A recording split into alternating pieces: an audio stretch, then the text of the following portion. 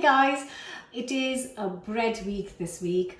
Now that the weather will hopefully change because it's still freezing cold in England, but hopefully the weather will change and we can have lots of picnics and barbecues.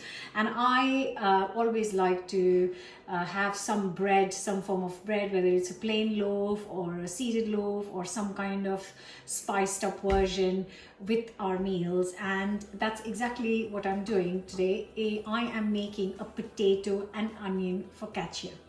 The recipe in itself is really easy recipe. It's just literally flour, salt, yeast and water to make the actual focaccia dough, and olive oil, a really good quality olive oil. And then we're going to add some potato and onions to make it like a proper meal, so you can actually eat the bread on its own, dip it in some nice more spiced up oil.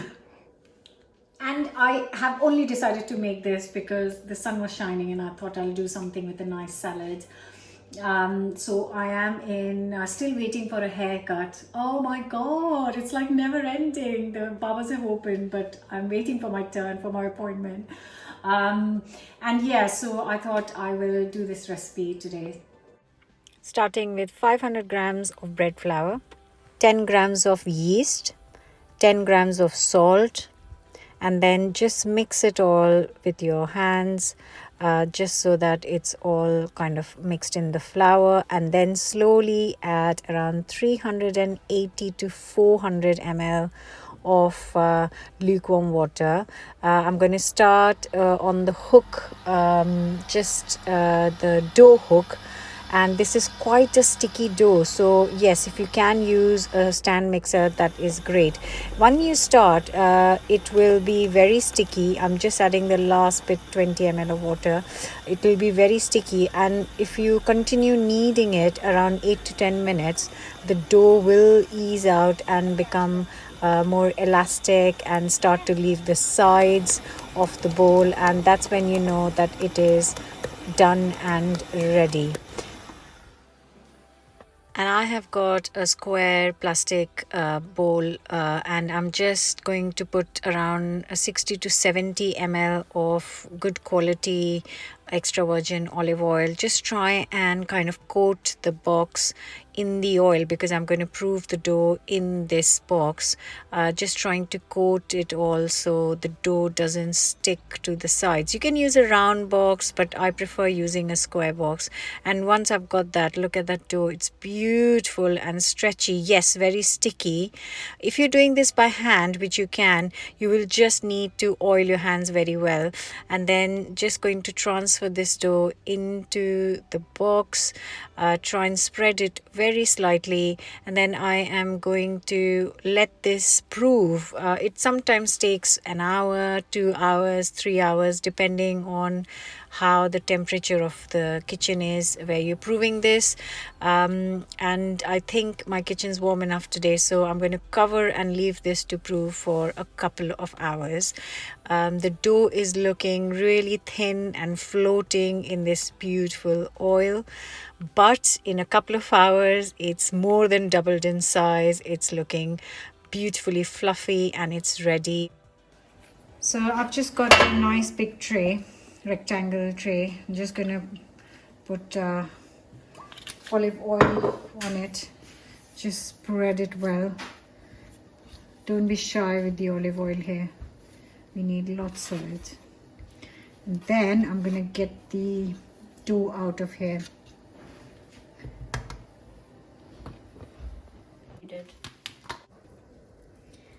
So yeah, you could use a rectangle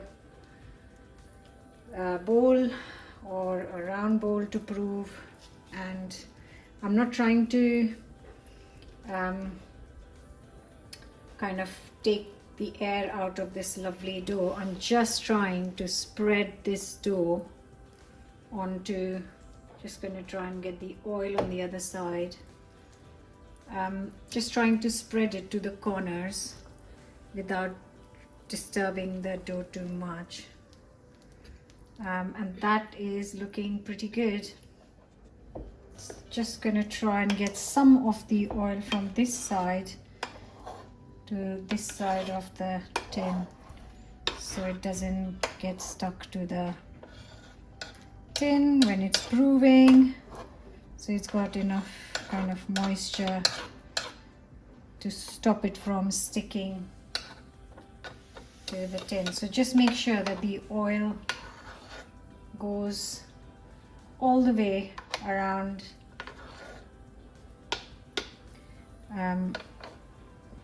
the tin, so it doesn't stick when we bake it later on. Okay, so now I'm going to prove this for another hour until it's doubled in size. It's looking so lovely. So I've got this massive polythene and some kind of parcel arrived in this, and since then I've been using it to prove the bread because it's just such perfect size. I'm just going to let this prove for an hour inside this bag. Here I've got a handful of new potatoes. You can use the large potatoes, just cut them in small sizes, and I am thinly slicing these new potatoes so that they are thin enough so they cook in the oven with the bread. Also got one largish red onion, and I'm going to thinly slice it to then use it on top of the bread.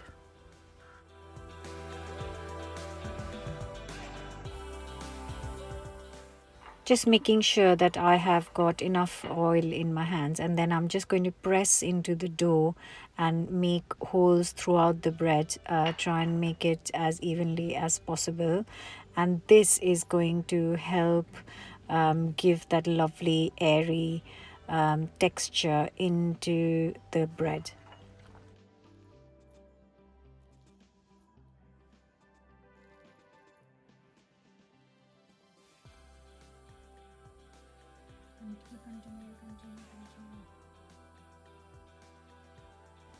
And just going to place the potatoes on top of the dough, try and place them as evenly as possible. Just going to put a little bit of oil on top so that they don't burn in the oven, and just going to spread them around all over the dough. Also going to do the same with the onions, just dot them around all over, and that will be quite beautifully baked once it's in the oven. I'm going to finish this with a good pinch of sea salt. So I have got I'm going to turn the oven on at 200 C or 200 fan or 220 C, really nice and hot.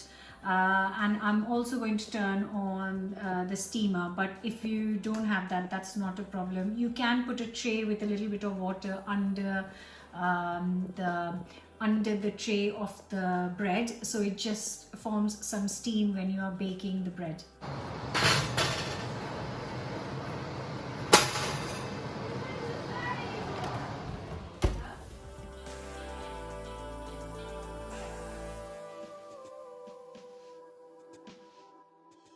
So this has been baking for 25 minutes. It's done, and I'm just going to, this is optional, but you know, you, like I said in the beginning, you have to just go with lots of oil in this focaccia because it's all good extra virgin olive oil. So yeah, it smells so lovely. Just loosen the sides. And that's it, and be patient, leave it for a few minutes before you cut into it. Oh, who am I saying? I'm not going to wait, am I? No, not really. It smells so good.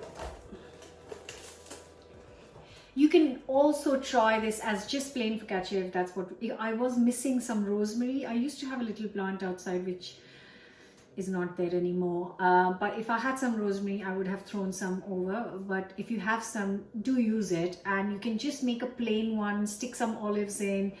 Once you get this basic focaccia, you can add flavors to your taste, your choice.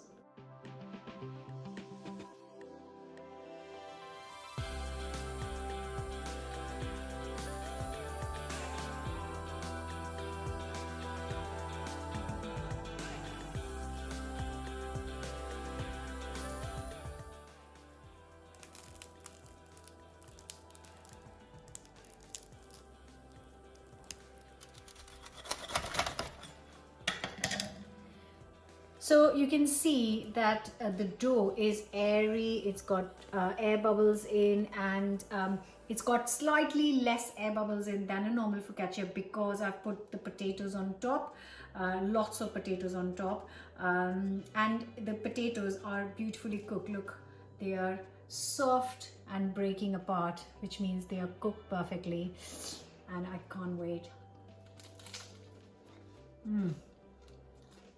That is amazing.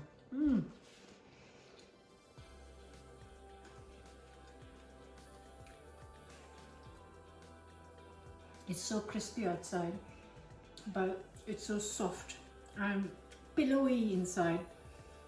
I love the addition of potatoes and onions. It just takes it to the next level, really. So beautiful. I might, next time I make this, throw in some chopped up red or green chilies as well, because that'll make it even more special.